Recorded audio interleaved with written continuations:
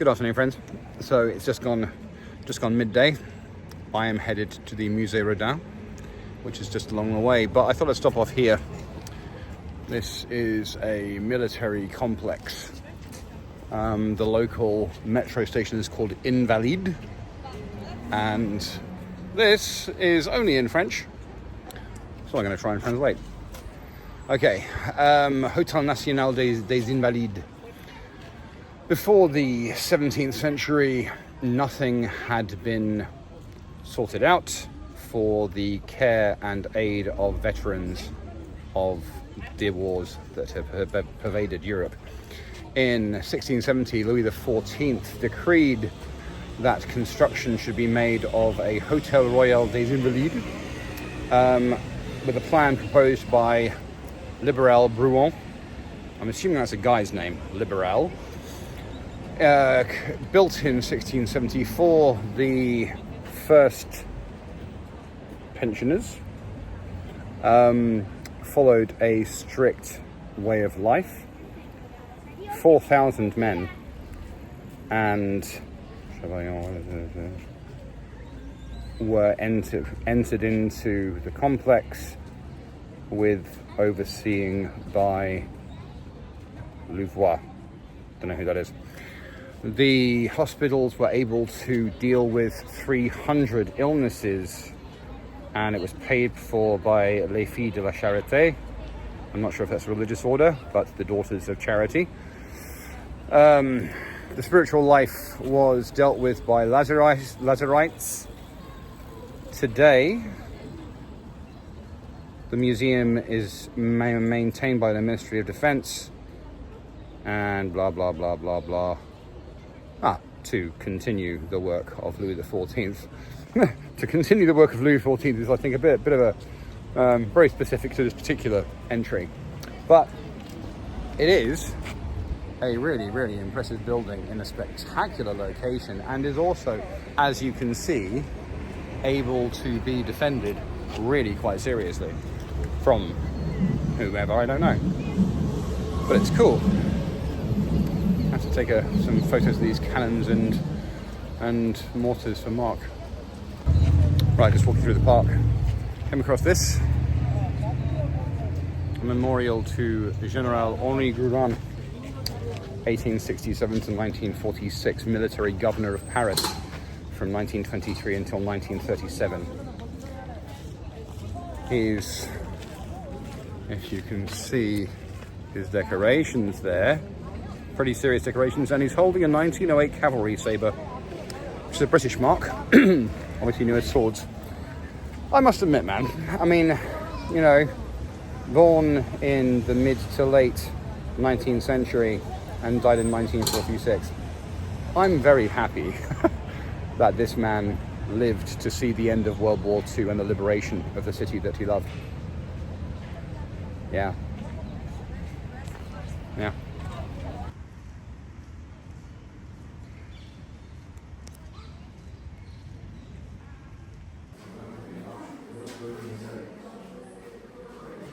So this is Jean-Baptiste Rodin, the father of Auguste. To me, looks for all the world like Captain Picard. Hello, friends. So, I am at the Musée Rodin. A lovely, lovely building, and the gardens to boot. Really a lovely place. I have only been here once before, and that was quite a long time ago, so I'm very much looking forward to it. Honestly, for my taste, I actually prefer some of his lesser known, or at least less famous sculptures. Auguste Rodin was born precisely 134 years before I was, because we share the same birthday, November the 12th. He was born in 1840, I was born in 1974. Do the math. I'm going to be 50 very, very soon. He's known as the father of modern sculpture. Now, this is not using modern in the sense that we ordinarily would, because by the same token, Socrates is known as the father of modern thought. And he existed well over 2,000 years ago. So you follow me. But he was quite controversial at the time, because there was a very thematic and allegorical flavour to sculpture in the century or two immediately preceding his work. It has to be said, though, that art moves in waves in exactly the same way that fashion does. And many, many, many times over the centuries and even millennia, the swing back to a more naturalistic, artistic temperament, it's happened many, many times. Two examples for you. One was ancient Egypt.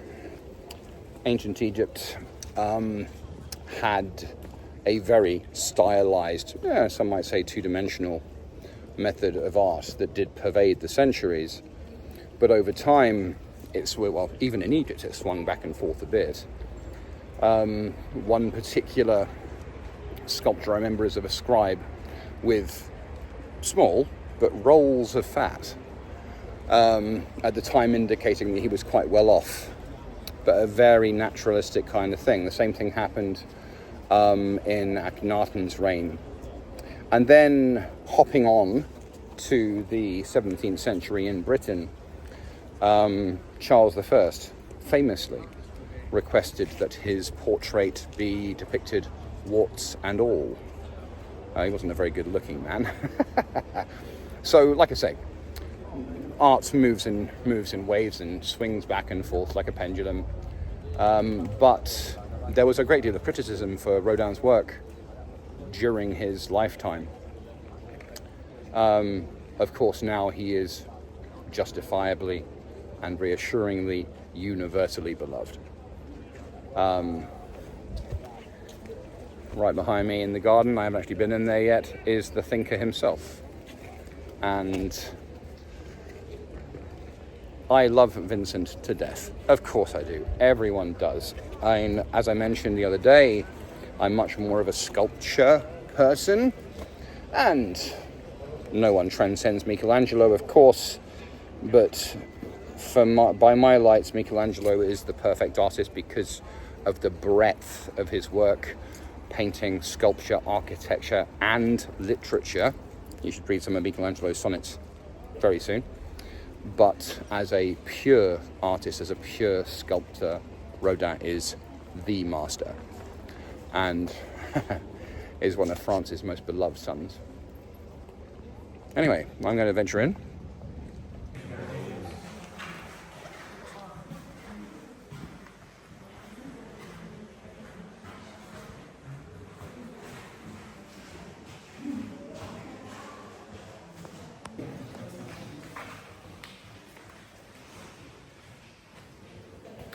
Okay, so I'm going to be quite circumspect here because this place is justifiably and reassuringly very popular. But behind me are the Age of Bronze and John the Baptist. This is where Rodin, he was living in Brussels at the time, really began to hit his stride as a master sculptor. They are his first two full life-size bronzes, and are therefore among the most important.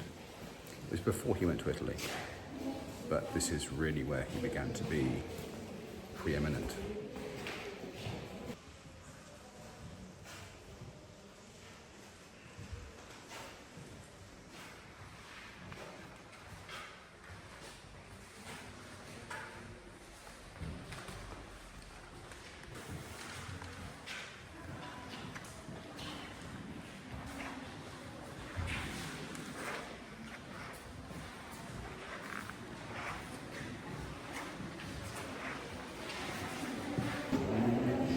We saw this yesterday in the Musée, but the fallen caryatid under her stone, the bronze final.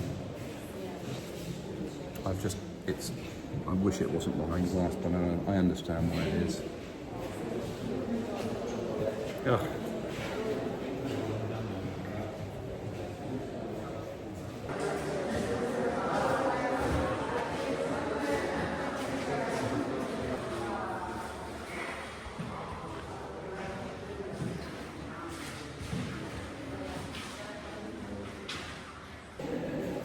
This one is amazing, partially because of the way the light catches on him. Yeah. This is The Prodigal Son. I can relate. 1905.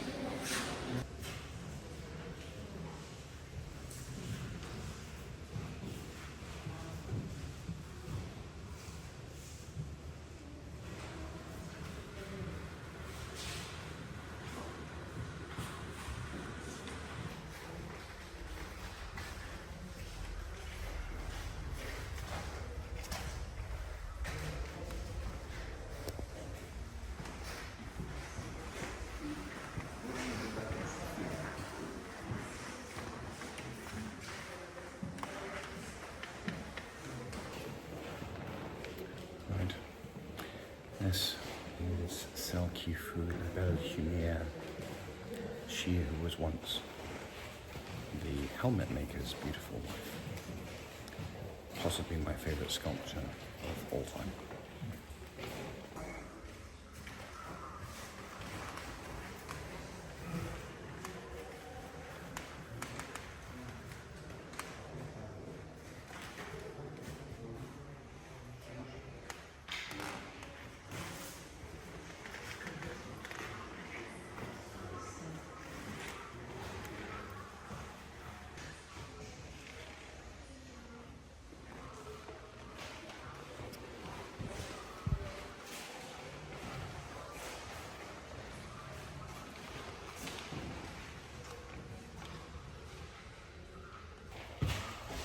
So, she who was once la belle chimère is the most wonderful sculpture.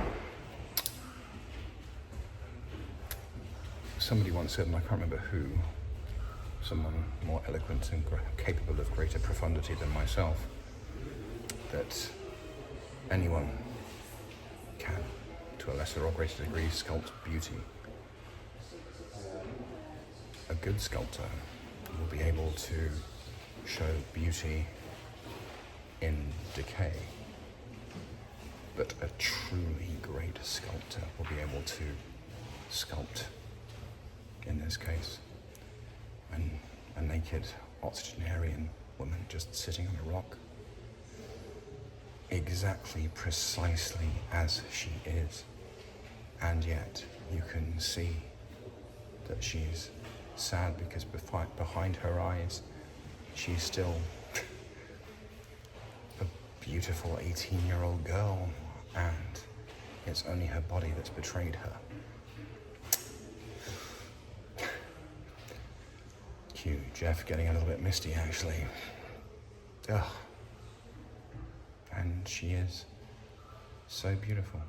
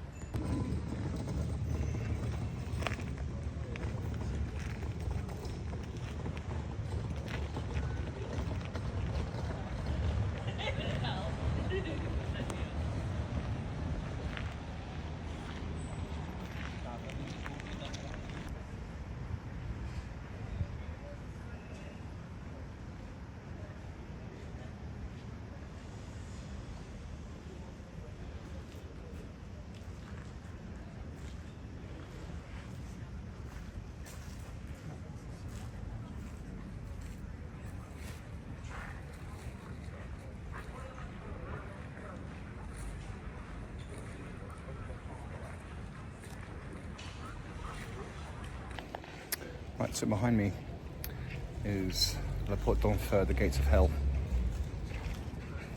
It was commissioned in 1880 from Rodin. There was going to be a museum of decorative arts, and this was going to be the gate. But it was supposed to be delivered in 1885. The plans for the museum were abandoned in 1889, and Rodin continued to work on it all the way up until his death in 1917. This is actually a bronze cast that was delivered by one of his students shortly after his death, because this building was commissioned in 1919, 2 years after his death. It's an incredibly complex work, which is why Rodin has such problems from his perspective with it. It contains so many of his other sculptures. You've got the Thinker up there, you've got L'Éternel, you've got John the Baptist, you've got the Fallen Caryatid.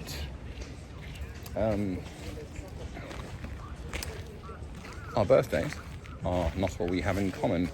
He had a fascination with Dante, and this is, of course, depicting the Inferno. I have a rather glorious 1865 pristine copy in tree calf gilt of the Vision of Dante, which is the Divine Comedy of Paradise, Purgatory, and Hell. It's fascinating stuff. Interestingly enough, though, this was an interpretation. He didn't actually depict any of Dante's characters per se.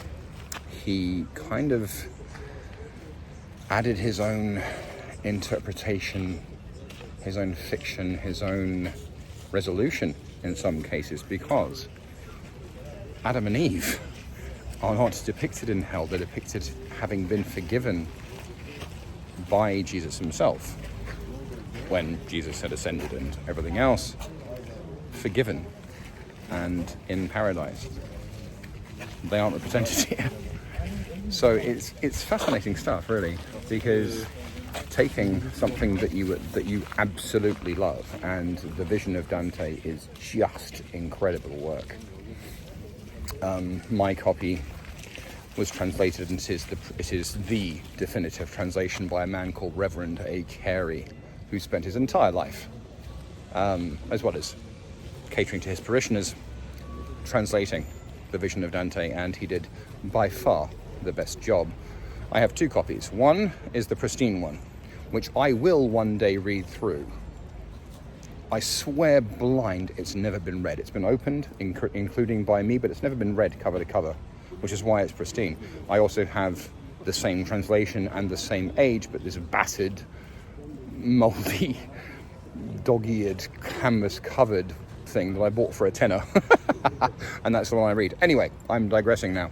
But yes, like I say, Rodin had a fascination with Dante's work, but he took it upon himself to change things slightly, and including his own characters on the canvas, as it were. Anyway, incredible.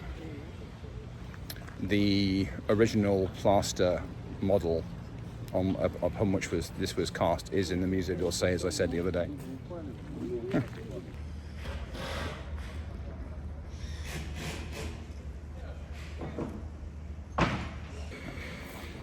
So here we have the Fallen Caryatid under her stone. This is the full-size, greater than life-size model. It was actually cast by a guy called Alexis Ruher in 1928. He had made the model bigger and cast it almost perfectly. It's a very, very nice thing. It would be to be in the gardens here. But look at her.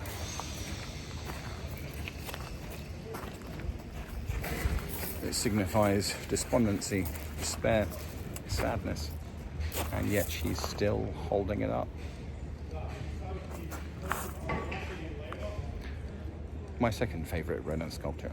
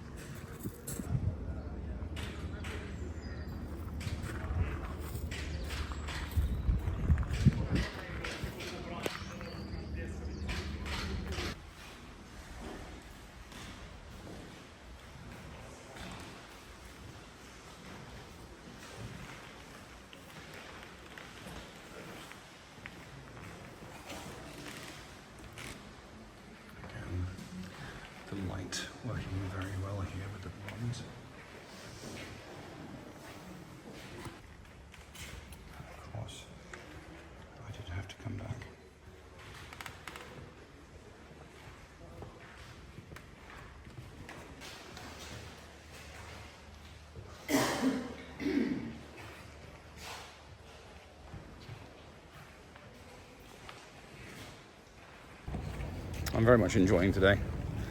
I mean, don't get me wrong, I enjoy most days. But today it is overcast, very bright, but overcast, and pleasantly cool. I spent so much of my time the last 9 months hiking around in really quite serious heat and sunshine. And today, well, it's overcast, so it's rather British.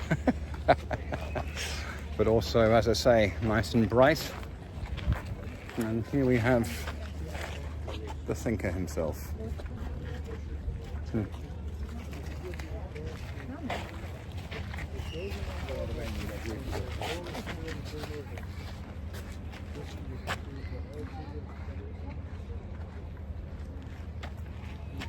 Offered to the people of Paris in 1996.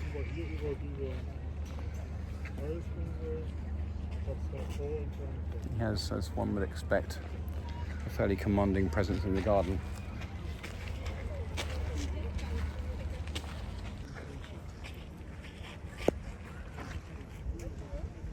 Nice start there.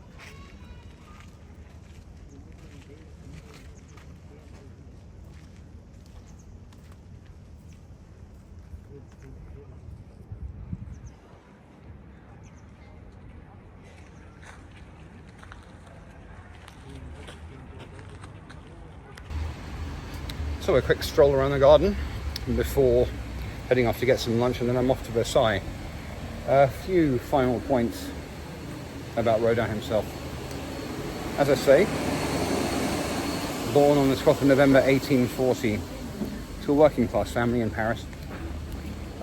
He was largely self-educated, but when he was 17, having already developed an interest in art of all kinds, he did go to a petit école with a focus on art and mathematics. It wasn't until he was in his mid to late 30s that he seriously applied himself to the work that we now know. As I said, the John the Baptist and the Art of Bronze were when he was 37 and 39 respectively. He had the love of his life, Rose Beret.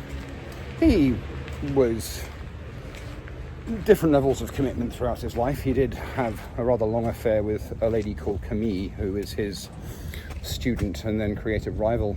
But he was with Rose Beret all his life. He married her in the last year of his life, 1917. His influences came from a lot of places. He started out, as I say, with his prime era in Brussels. Then he moved, having saved up enough money, to Italy for some time, and it was there that he developed his interest and influence from Donatello and Michelangelo specifically.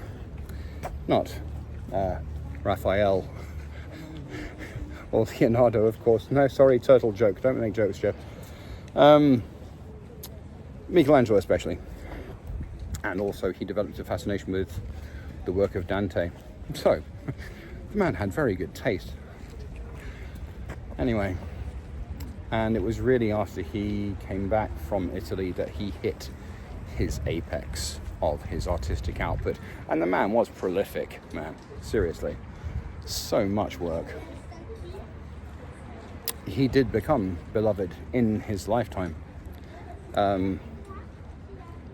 He was commissioned to produce work for the Hotel Biron, and he spent a lot of time there in the gardens. And so his students became powerful and accomplished sculptors in their own right, many of whom cast the bronzes around this garden from his work, although not the monumental thinker. Le Penseur Monumental there, as I mentioned a second ago, that was a gift to the people of Paris in 1903. He left his work that wasn't in someone else's possession. He left all of his possessions to the people of Paris. And this wonderful place was commissioned a mere 2 years after his death. and it's a very nice place to be and worth anyone's visit who might be coming to Paris. Yeah. Anyway, lunchtime.